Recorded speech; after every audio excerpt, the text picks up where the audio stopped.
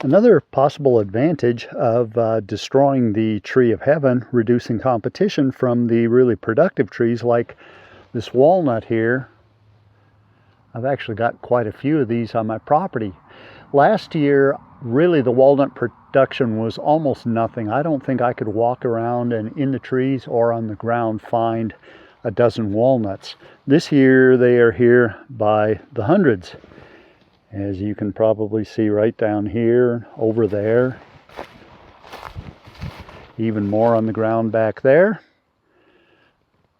I have picked a bunch of them up from the ground that are still sort of greenish and in good condition. Haven't had any worms been able to get into them, haven't cracked open. That I'm going to take home. I will use a few for seeds and then eat the rest of them. And from what I understand, the black walnuts are much tastier than the English walnuts that we buy at the grocery store.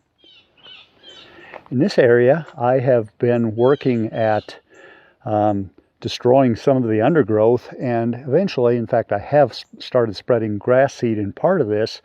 You can see the black locust trees, the small bushes that I've cut, and there's still a number of big ones around. But in the area that I've cleaned, I've seen a lot of deer tracks moving through here. So it's helping to give the wildlife a little bit of room to move, and it makes the property look a lot prettier.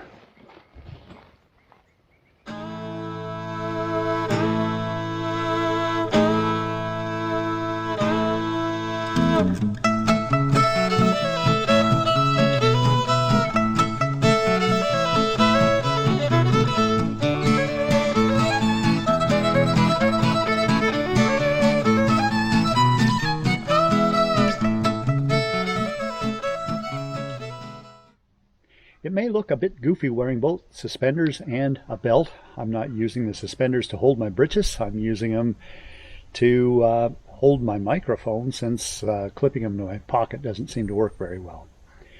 I thought I would be getting started by rolling up my sleeves, but at a very comfortable 60 degrees, there is no reason for sleeves. So without further ado, let's get started.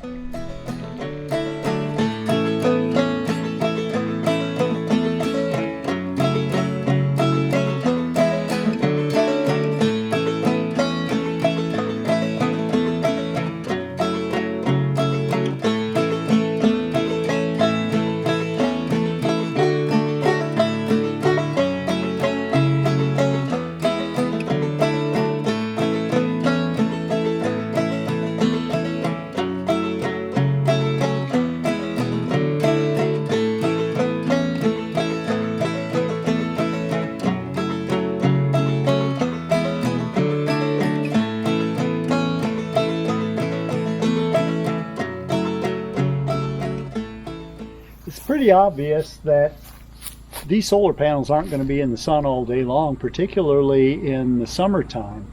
I've got a hackberry tree that I'm standing beside. I do have a little bit more open area had I moved it forward, but that area has to be saved for a septic system. So that was kind of off limits. This is about the only place on my entire property that I really see any amount of sun at all.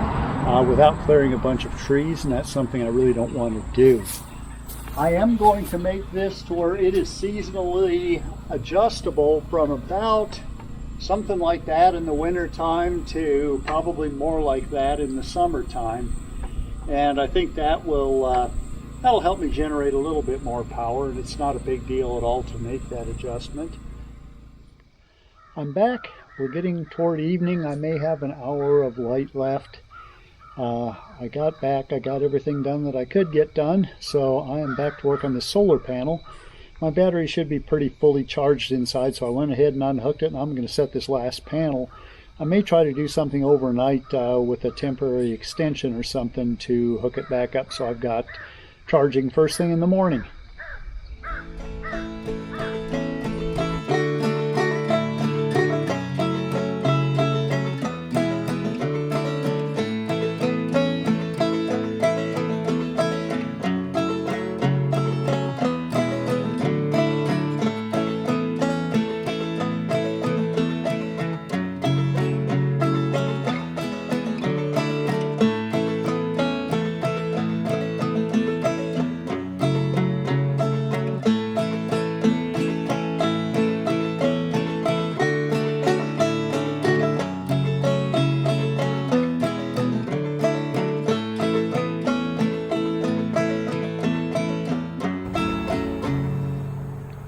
Good morning. Another beautiful day in sunny Arkansas.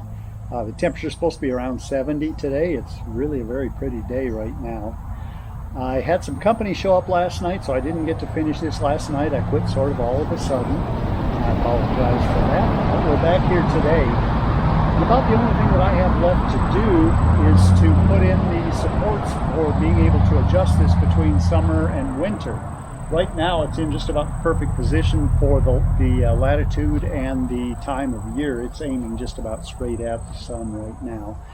But we'll go ahead and get those put in, and then we'll be pretty much complete here. I have jury-rigged the wiring overhead to here to where I'm not going to trip over it. I will end up running it underground.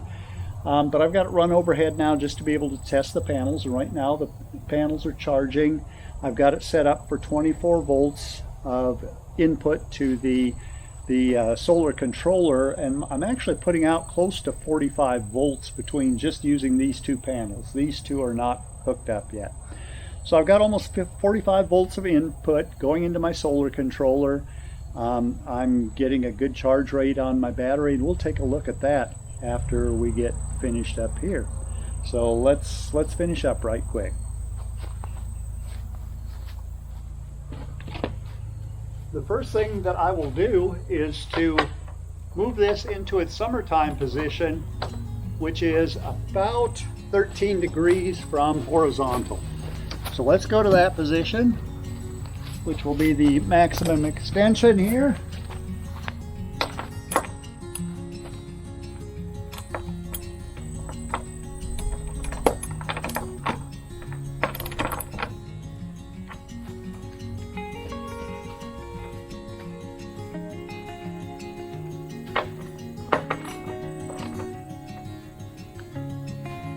And the first day of summer, that will be the position the panel will be in.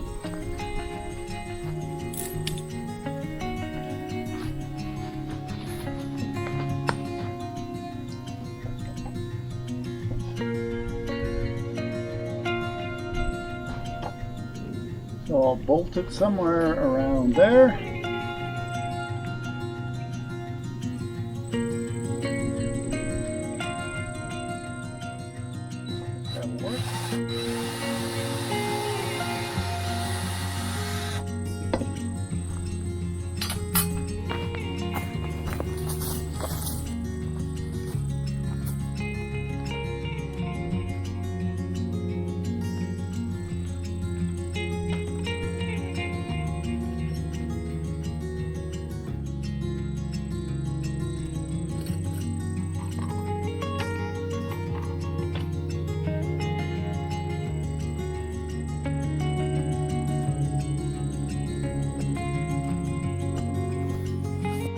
Back.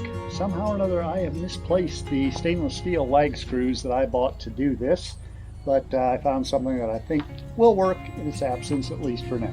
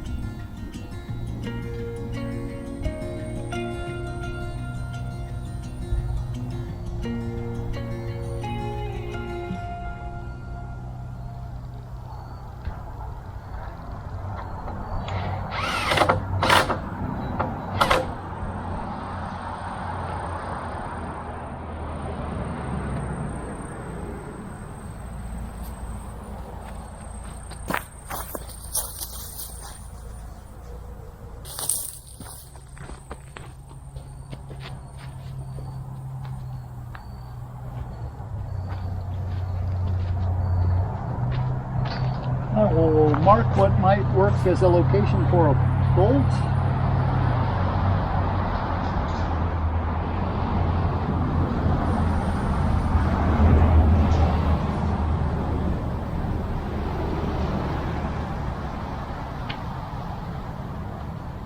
And then I will bring this panel down to its winter position of 57 degrees.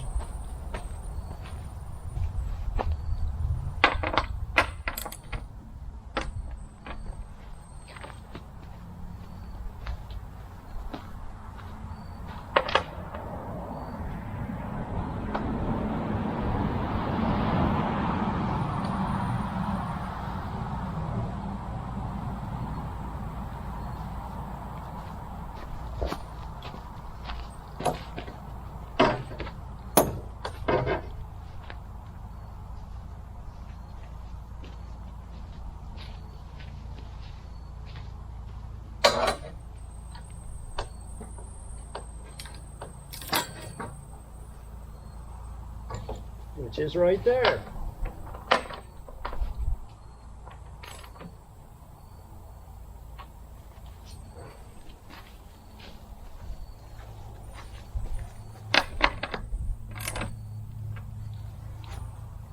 And that'll put me up about there somewhere, which I think will work just fine.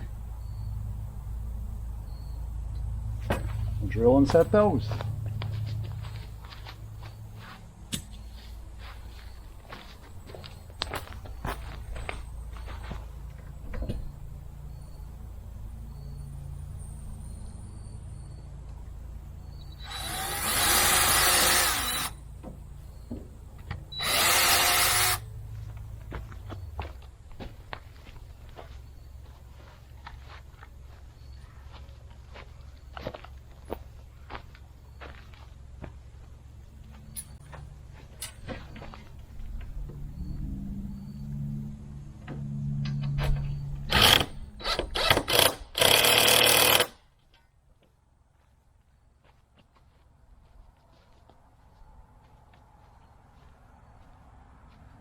I will eyeball across here to make sure that I'm approximately parallel.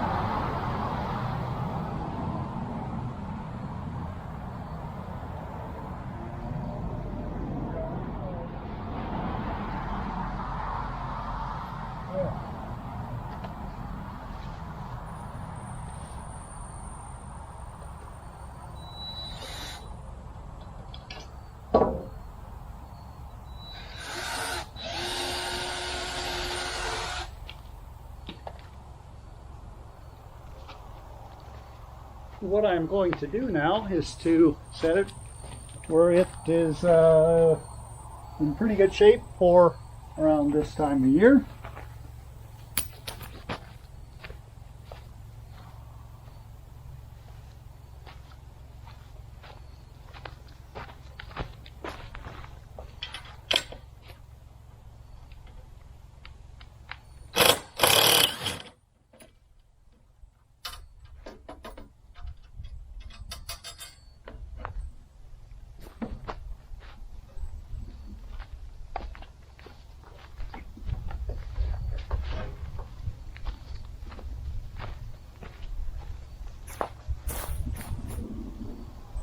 Which is just about exactly there.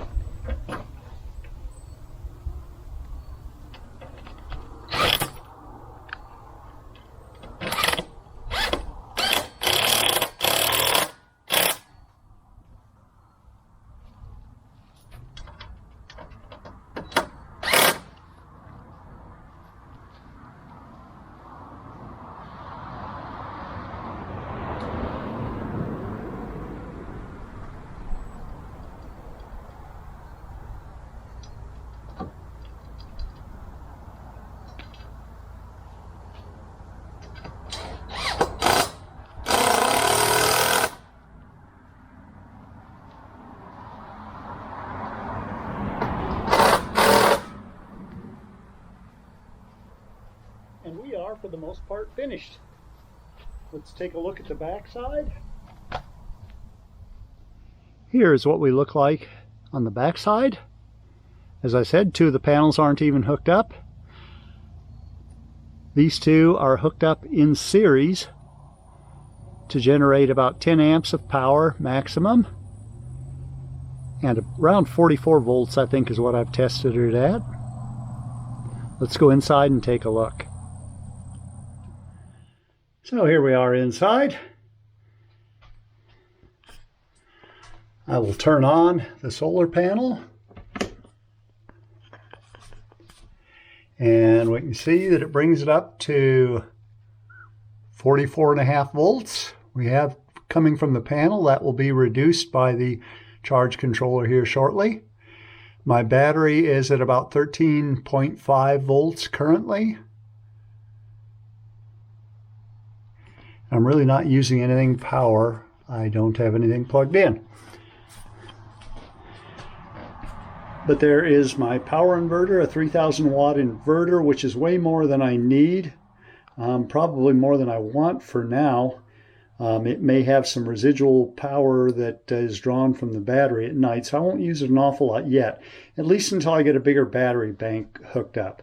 Right now I have a 170 amp hour lithium iron phosphate battery that I'm storing things. Again, looking up at the charge controller, and everything appears to be working. Thank you for joining me here on this episode, whatever number it turns out to be. I appreciate you being with me. It's been kind of interesting for me. I've been learning a lot about solar, and there's still a lot for me to learn. My goal when I get to building the barn is to operate it on solar completely.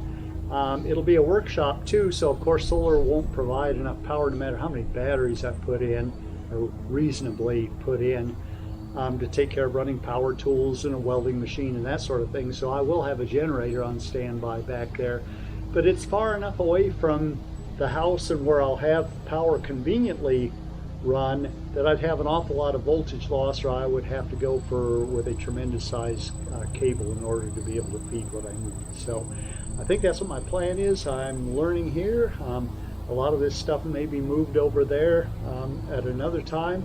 Probably be a lot more panels than what I've got here. We're generating about 800 watts of power right now, and I would want probably almost 10 times that amount over there. So we'll see how much room that I've got for solar panels. So one thing that I do have a little bit of an advantage over there is that there aren't a lot of trees, so I'll have a more efficient system over there just because it'll see a lot more sunlight.